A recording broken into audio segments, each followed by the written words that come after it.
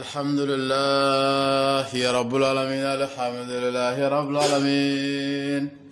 السلام عليكم ورحمة الله وبركاته أبل ما كمالك le secret le grand secret les professeurs butuka ngule rasa fanu butuka fama sa ko professeur maliki doa ngone ma famo ko professeur mais na era en koyi ndemba ona iba soro mbo mérité ke donc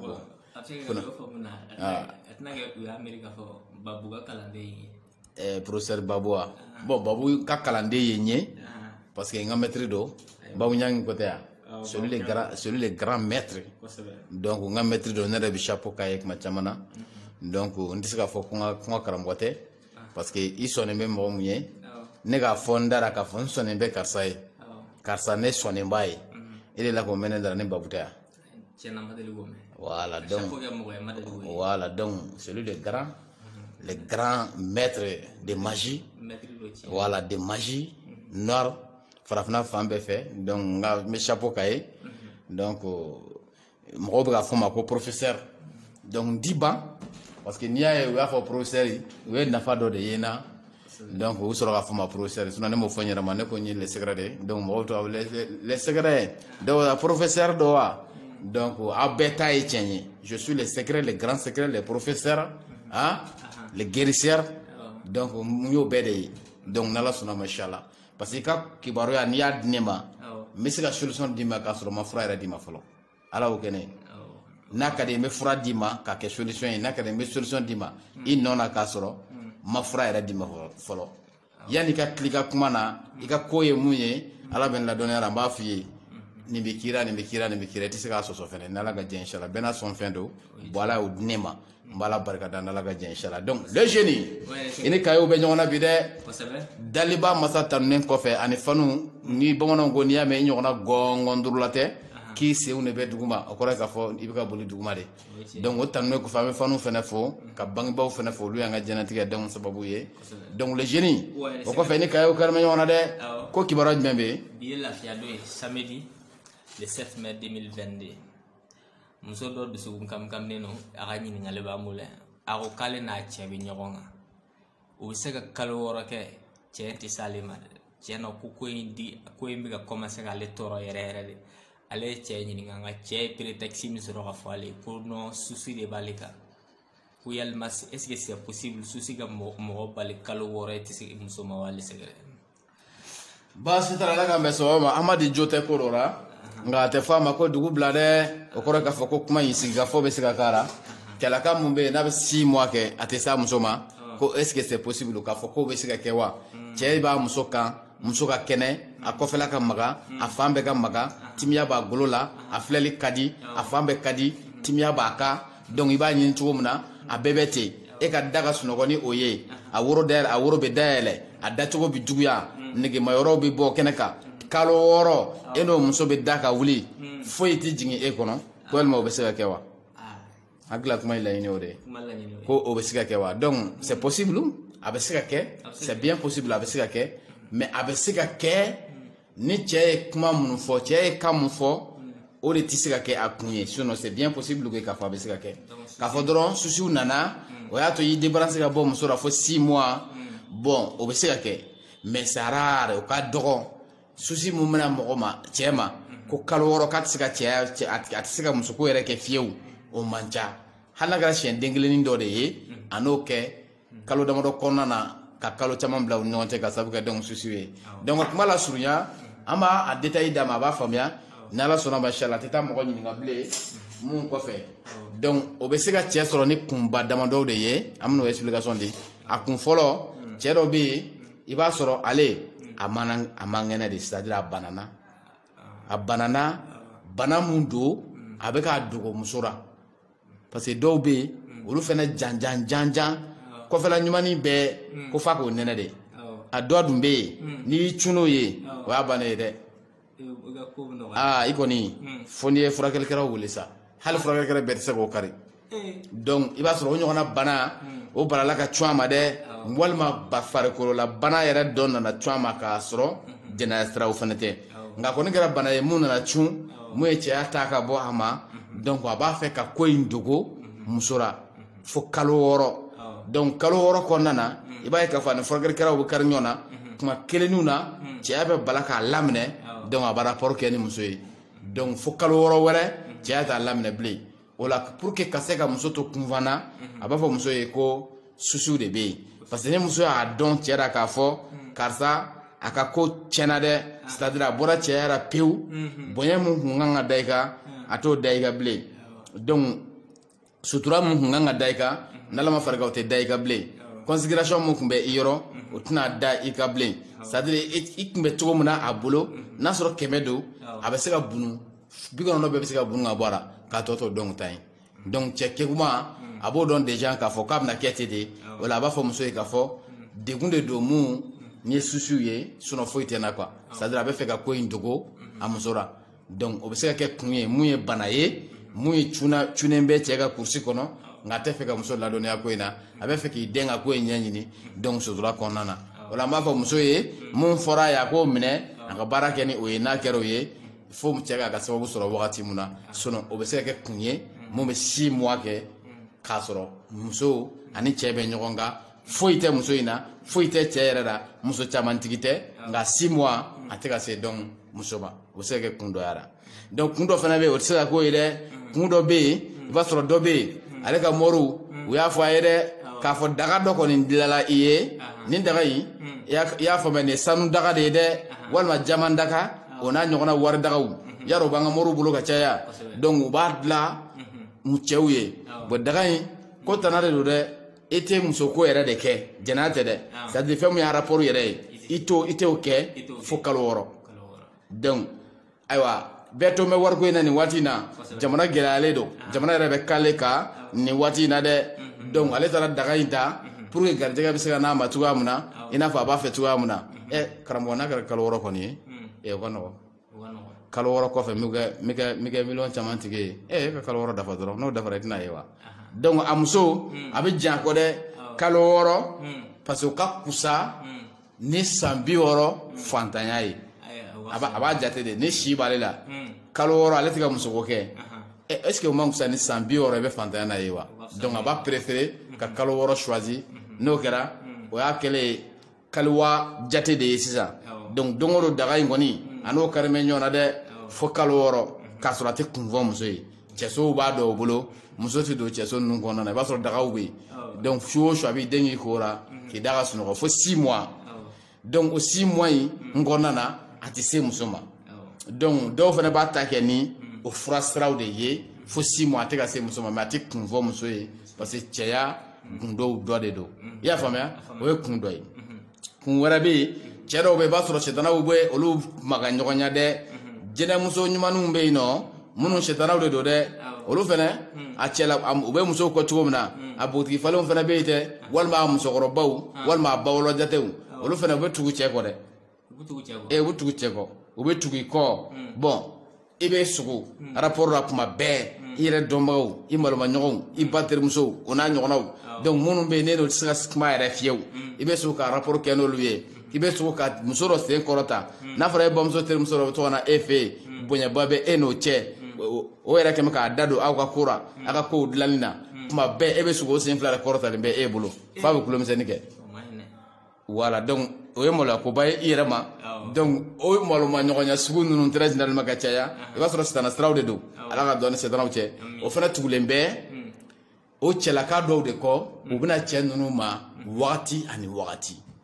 bon dɔw bɛ yen n'u fariyara waati min na u bɛn'u installer yɛrɛ de fo kalo hakɛ dɔ i tɛ se ka rapport kɛ ni muso ye i tɛ se yɛrɛ de hali n'i y'a laɲini i tɛ se o tuma i b'a to yen siɲɛ kelen f'ale ka waati ka ban quoi donc san waati kɔnɔna na n'a kɔni nana ka ban o ye muso ta bannen ye ko in kɔnɔna na a dɔw bɛ se ka problème se muso yɛrɛ ma mais dɔw bɛ yen olu fana ye hakili bura n'u nana cɛ ka furumuso de don muso ni cɛ ye communication o b'o tigɛ dɔrɔn a banna mais o tɛ se muso ma quoi donc sisan u bɛn'u installer o kalo hakɛ in kɔnɔna na fo ka t'o dafa cɛ bɛ rapport kɛ dɛ don o don n'a kɔni sunɔgɔra a b'a rapport in kɛ tuma dɔ la hali n'a ma sunɔgɔ kosɛbɛ a b'a rapport in kɛ a sɔn ni imagination a b'a rapport kɛ mais i b'a sɔrɔ o sitana siraw ye donc communication tigɛlen bɛ a n'a muso cɛ sitanaw y'o de kɛ fo ka taa o kalo hakɛ fana dafa donc cɛ dɔ bɛ yen ale ta kun ye nin de ye très généralement ka caya donc cɛ wɛrɛ fana bɛ yen ale kɛra masturbateur de yɛrɛ la bɔnna f'a degera ko in na dɛ donc fo muso ko kɛra a bolo bolo kɔfɛ fɛn ye parce que cɛ dɔw bɛ yen a b'a dalen to a muso kɛrɛfɛ k'a yɛrɛ labɔ o cɛw bɛ yen muso dalen filɛ a b'i dɛn ka kɛ waati min ni muso ɲɛ taara k'i tɛgɛ don a ka kurusi kɔnɔ tellement k'a degelen bɛ ko in na ani ko in ka d'a ye ani ko in diyara a ye cogoya min na ani ala yɛrɛ y'a lajarabi ko in na cogoya min na a furumuso dalen b'a kɔrɔ foyi tɛ muso in na dɛ a falen don tewu i bɛ fɛn o fɛn ɲini muso la a bɛɛ b'ara mais a b'i den ka jateminɛ kɛ n'a y'a dɔn ko muso sunɔgɔra waati min na a b'i tɛgɛ don a yɛrɛ ka kurusi kɔnɔ k'a dalen to a furumuso kɛrɛfɛ k'a yɛrɛ labɔ cɛ dɔw b'o kɛ yafa bɔra kelen dɔw fana bɛ u den ka wuli ka bɔ muso kɔrɔ ka taa don ɲɛgɛn kɔnɔ yarɔ an ka sokɔnɔ ɲɛgɛn ninnu caman bɛ yen chambre ninnu caman bɛ yen sokɔnɔ ɲɛgɛn b'u la ka taa don ɲɛgɛn kɔnɔ ka to k'a yɛrɛ labɔ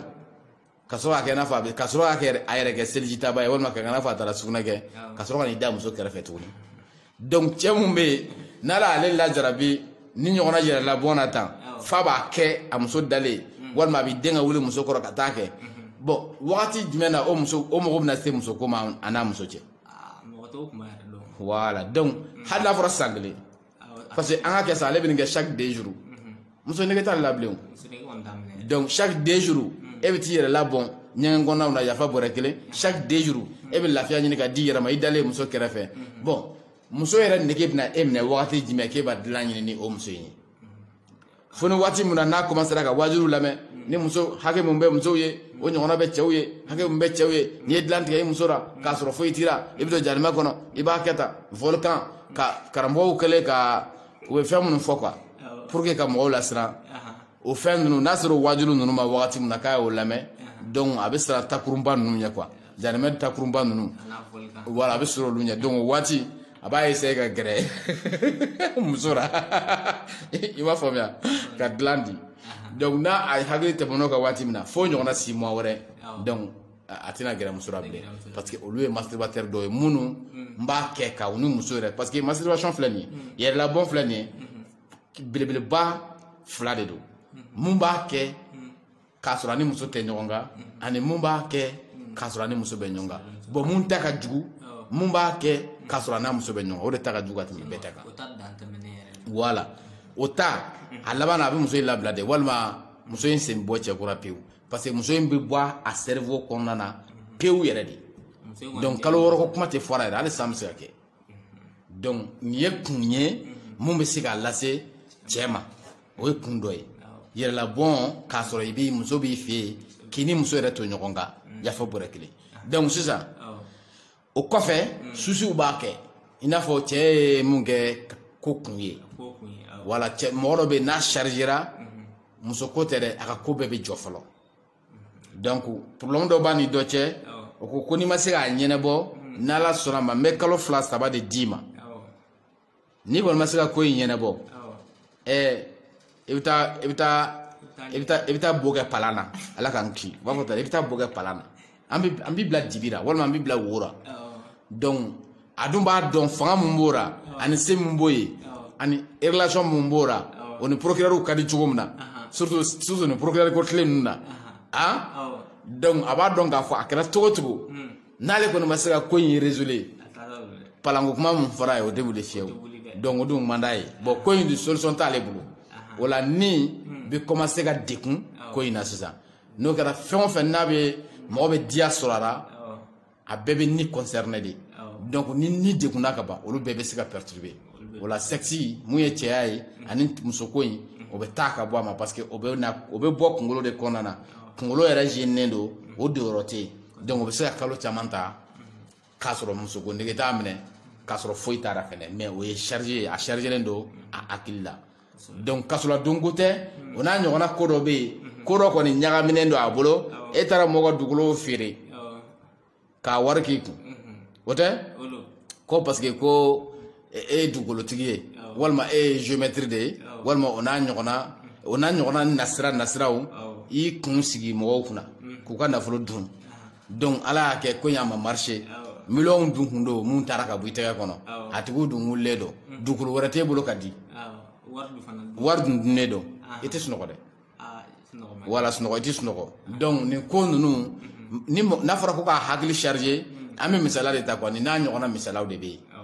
donc abo chugo kelega ona ñogona sira be chef d'entrepreneur ou walmo na ñogona be doga bitigira e be toga tigeli ke jate bo wati sira era dumbaro ye chaman tigew mato do me era ba do afara ko inventaire ke ye chaman tige era dumbo do no ko wulila iga bara mina chen walmo be sagi bine fene donc na ñogona de be o be sega mu che bali abe watita amso kerefe me olu ye gundo ya ka bara konnana muso te munun don donc nako ka ba hagil blata muso o fe kuma o kuma no ko inana o be muso ko ngoshi ga boy a hagil konnana bo finalement muso ko be ta ka bo ma pe o fo kalo chama konnana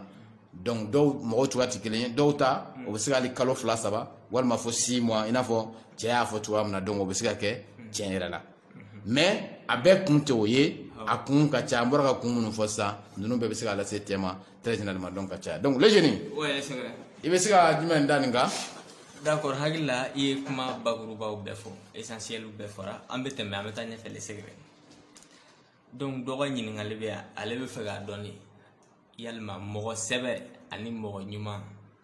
est-ce que nous ne kelen wa dafara jumene be ni mo qualité flani nyonse bashi tara la gambe sababa ma ko mo sebe ani mo nyuma olu tanga domaine mais amto hakili tigateme ko est-ce que olu ye différence bu nyontia walma hale do enera ina ko barka kani dubabu ko walma olu ye kilenye wa donc nya fo ngute kilenye mais kuma to kabi mo sebe ani mo nyuma ha ko walma olu fla ye kilenye wa donc sebeya mo dantura ma sebet mo sebeti mo sebere ma daire oti le mot mo sebe au delà de mais amadan quoi ala manana ye quoi donc mo nyuma o de be donc mo sebe oti mais mo de nanani oye parce que o be sigana mo nyuma ala de binani oye donc mo sebe mo de binani oye donc mo sebe ala ga danna mo sebe ti ya famia mo nyuma de be mais mo ya flake kilenye ka soro donc ti kilenye donc différence ye jimenye mo sebe bebe sega ke mo sebe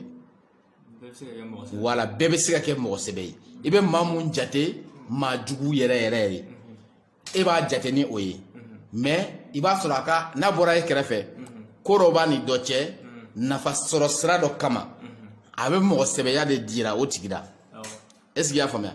donc abo tigi utiliser faga mako in kanye naga mako in yena kuma muna ayre suya ye munye o be soro ko douana quoi donc o kore ka fo mo sebe ya tie quoi mais abe sika ke quoi mo be sika ke ire da quoi wala mo be sika dla ire da ika mako kama quoi e ma famia donc ni mo sebe ya ye yoro glande do mu ni atigi a glan a yɛrɛ da kun dɔ kama i y'a faamuya karisa a bɛ misiri matarafa kojugu silamɛya in kɛra ye dɛ wa mɔgɔ sɛbɛ ba k'a sɔrɔ tiɲɛ tɛ silamɛya in man d'a ye mɔgɔ sɛbɛ tɛ a bɛ k'a kɛ de pour que mɔgɔw k'a fɔ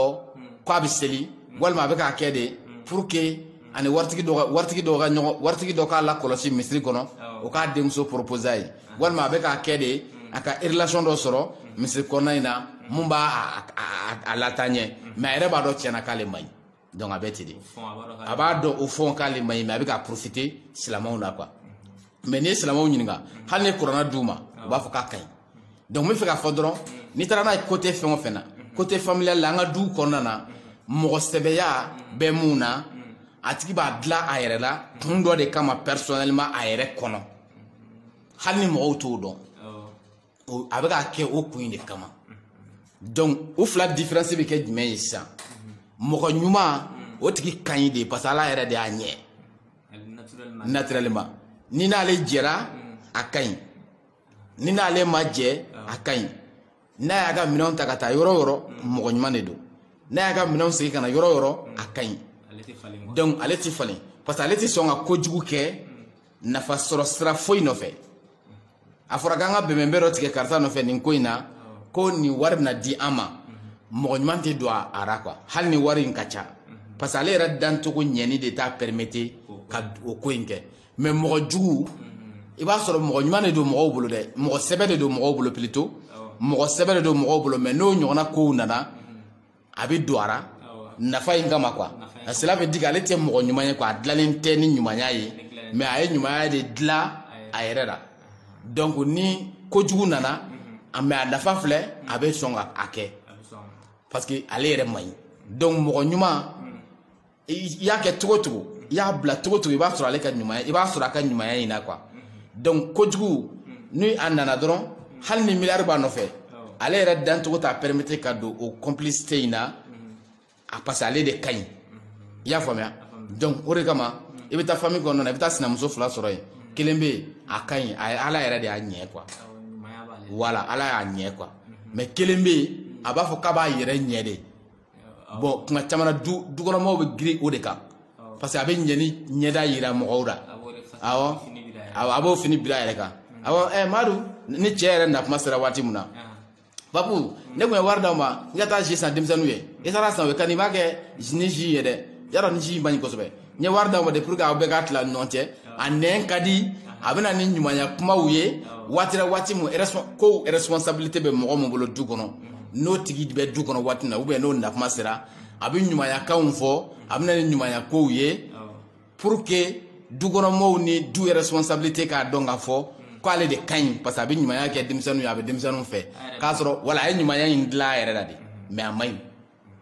donc muso min bɛ yen ni ala y'o dan k'o ɲɛ yɛrɛ i b'a ye o tɛ kuma yɛrɛ o bɛ ko ninnu bɛɛ kɛ k'a ban mɔgɔ si tɛ bɔ a kalama f'a bɛ kɛ mɔgɔ kɔnɔ k'a man ɲi k'a sɔrɔ ale bɛ denmisɛnnin ni kɔngɔ ye denmisɛnninw minɛ u bɛ taa dumuni k'a fɛ yen denmisɛnninw tɛ fɛn fɔ ale yɛrɛ tɛ fɛn fɔ mɔgɔ ye n'a bɛna fɛnw na a bɛ denmisɛnninw sama denmisɛnninw tɛ fɛn fɔ ale yɛrɛ tɛ fɛn fɔ mɔgɔ ye a bɛ taa denmisɛnninw ka kalanko ɲɛɲini mun ta balannen don a bɛ to ka dɔw ɲɛnabɔ ale yɛrɛ tɛ fɛn fɔ denmisɛnninw tɛ fɛn fɔ c'est à dire ale makunnen bɛ a bɛ ɲuman kɛ k'a sɔrɔ a makunnen bɛ a tɛ kuma parce que a b'ale kɔnɔ ale ka ɲi quoi mɔgɔ ɲuman de don a kan ka ɲɛni de kɛ hali ni a ma dɔn parce que mɔgɔ ɲuman bɛ ten de donc mɔgɔ jugu walima mɔgɔ sɛbɛya bɛ dilan de ka fɛn dilan i yɛrɛ la o bɛ se ka kɛ k'a sɔrɔ e tɛ o ye i n'a fɔ a bɛ se ka kɛ i y'o ye quoi mais mun ka ca la i t'a ye o de ka ca n bɛ fɛ k'a fɔ dɔrɔn hadamadenw dancogo la ɲuman de bɛ yen sɛbɛ tɛ yen quoi sɛbɛya in an yɛrɛ de y'o dilan bɛɛ bɛ se k'o dilan a yɛrɛ la ka se ka mɔgɔ dɔ utiliser walima ka fɛn dɔ utiliser mais mɔgɔw dancogoya la mɔgɔ ɲuman de bɛ yen mɔgɔ sɛbɛ tɛ yen bon mɔgɔ sɛbɛ o mɔgɔ sɛbɛya in n kɛra sababu ye étranger caman mago sara dɛ kana siga o la dɛ minnu bɛ baara kɛ faransiw ni extérieur ninnu na mɔgɔ sɛbɛya de y'a caman mago sa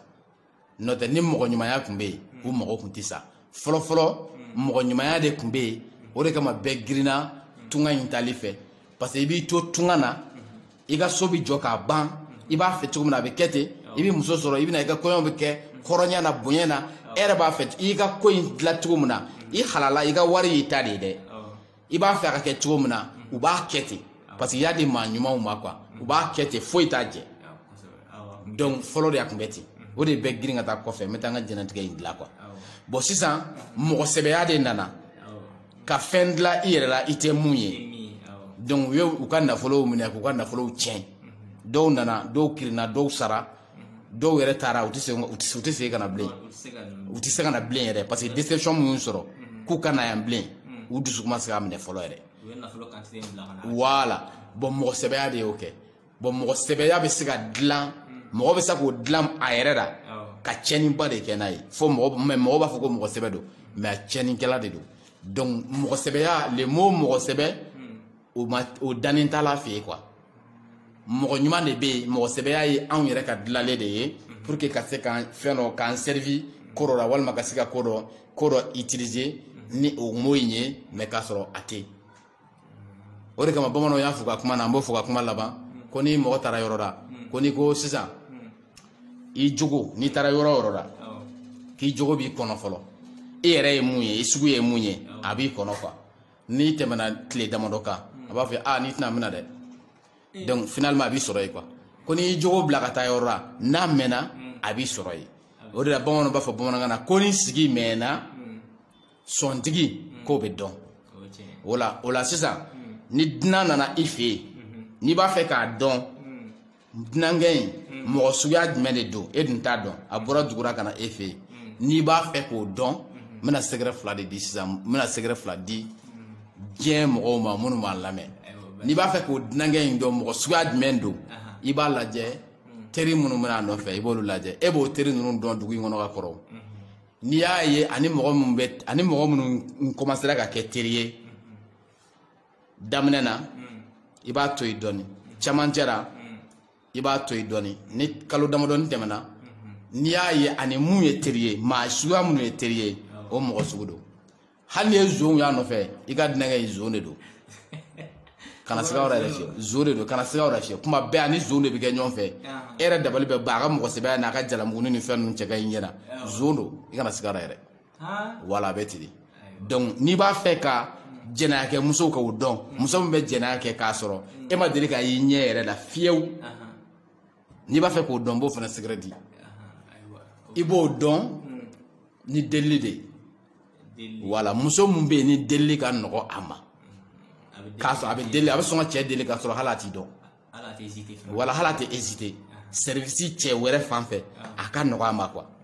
hali a tɛ hésiter a t'a kɛ maloya kan a t'a kɛ duti kan a tɛ yira yɛrɛ c'est à dire a bɛ cɛ wɛrɛ delili maa wɛrɛ delili i b'a sɔrɔ muso dɔ bɛ na yan sisan aw si t'a dɔn a t'aw dɔn aw si t'a dɔn a bɛna dɔrɔn ka sin ka fɛn dɔ demander dɔrɔn ten aw ma deli k'a ye yɛrɛ fɔlɔ donc n'i b'a fɛ ka jɛnɛya kɛ muso dɔn k'a sɔrɔ i t'a tigi dɔn fiyewu mais aw jɛra dɔrɔn i k'a dɔn ko jɛnɛyakɛla de don a bɛ sɔn ka jɛnɛya kɛ delili de don delili sin n'i y'o ye muso min na jɛnɛyakɛla don hali kana ɲininkali k'a la bamananw fɛ o de y'o taamasiyɛn ye donc sisan ka kuma lasurunya kɔdi fila in kɔni dira masɛbɛya tɛ yen mɔgɔ de b'a dilan u yɛrɛ la ka tiɲɛniw kɛ n'a ye mɔgɔ ɲumanya de bɛ yen mɔgɔ ɲuman i n'a mana jɛ cogo cogo que ça soit dibi la yelen na a bɛ ɲuman de kɛ nafa mana na cogo cogo ale ka ɲi kaba a bɛ ɲuman de choisi hali ni nafa nana a bɛ fɔ o tigi de ma mɔgɔ ɲuman hali ni ka ko nana hali ni man d'a ye n'i ka ko nana s'a ma a bɛ ɲuman de fɔ a la parce que ale yɛrɛ ka ɲi a tɛ se ka juguman fɔ a la quoi a bɛ ɲuman de k'a la parce que ale yɛrɛ ka ɲi a tɛ se ka juguman k'a la o de ye mɔgɔ ɲuman ye donc mɔgɔ sɛbɛ ale ta b'a nɛn kan mun b'i ye ni nafa nana dɔrɔn a yɛrɛ ka nafa personnel dɔ walima nafa fɛn dɔ a bɛ falen mais mɔgɔ t'i b'o kalama a b'a den ka falen parce que mɔgɔ ɲuman tɛ mɔgɔ sɛbɛ de don voilà donc le jeune ni de jaabiw ye an bɛ mun di ka tɛmɛ n'Ala ka diɲɛ inchallah d'accord le sɛgɛrɛ jaabiw ɲɛna an ye leçon yɛrɛ fana tirer a kɔnɔna na an b'a fɔ faniw ye u ka to lamɛnni la toujours le sɛgɛrɛ kuma datugu an bɛ tɛmɛ baasi t'a la Ala k'an bɛn sababa ma amin n'Ala sɔnna ma inchallah donc ka kuma k'a lasurunya hakili la sunkalo a banna seliw fɛnɛ u tɛmɛna donc seli ye an ye wagati min kɛ seli kɔnɔna na une semaine de kun don lesɛgɛrɛ fɛnɛ ye jamatigi ye depuis seli kɔnɔna na n bɛ ka mɔgɔw reçoit an terikɛw bɛ na donc faw bɛ na baw bɛ na n bɛ ka mɔgɔw reçoit an fɛ yen donc tulu hakili la an kun bɛ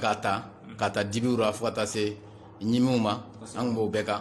donc o de y'a kɛ émission kun tɛ k'a sɔrɔ i n'a fɔ u b'a fɛ cogoya min na ni tile damadɔ in kɔnɔna na mais n'Ala sɔnna ma u ka dugawu kɛ n'Ala y'an si caya hɛrɛ la ni Ala sɔnna ma inchallah k'an to hɛrɛ la an bɛna ta d'accord i n'a fɔ u b'a fɛ cogoya min na ni Ala sɔnna ma inchallah donc kunnafoniw u caman b'an bolo an ka cahier kɔnɔna na yan donc ni émission nana an bɛna a bɛɛ bara ci u ye n'Ala sɔnna ma inchallah donc toujours Malik le secret et les jeunes ne tun bɛ plateau ba ye n ka yan bi n'i b'a ɲini internet sanfɛ i b'a sɛbɛn Malik le secret i b'an sɔrɔ internet kan dɛ ni mago bɛ kunnafoni wɛrɛ fɛnɛ na i bɛ se k'an ka daw gosi 77 39 39 0 de ni daw gosi da bɛ yɛlɛ i ye ni dama yɛlɛ kɔrɔ de k'a fɔ jama ka ca dɔɔni k'i patienter dɔɔni kɔfɛ ko daw kuna yɛlɛ i ye dɛ n'Ala ka diɲɛ inchallah donc kunnafoniw fɛnɛ u bɛ yan kunnafoni jumɛn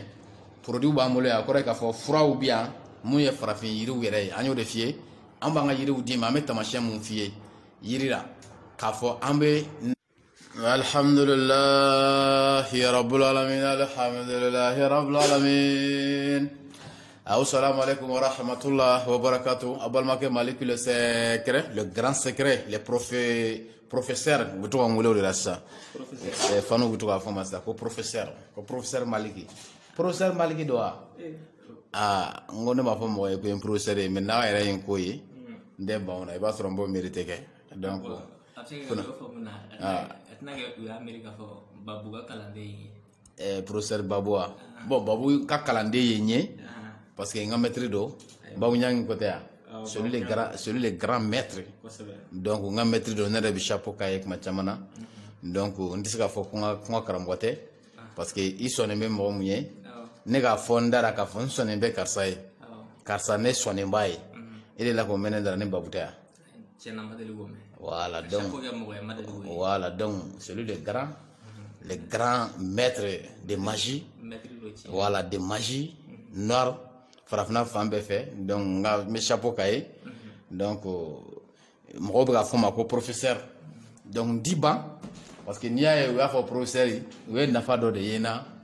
donc vous sera ga fo ma professeur sunane mo fo nyara man ko ni les secrets donc mo to les secrets do professeur do wa donc a beta et tient je suis le secret les grands secrets les professeurs hein les guérisseurs